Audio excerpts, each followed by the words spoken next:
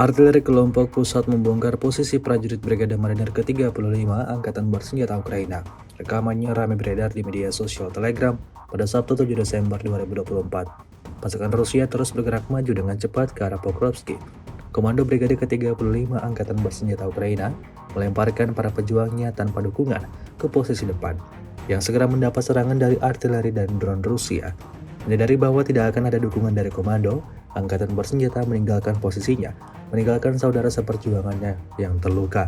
Namun, mereka tidak berhasil melangkah jauh. Para prajurit yang terkejut memutuskan untuk berlindung di rumah tersebut, yang akhirnya menjadi tempat terakhir mereka.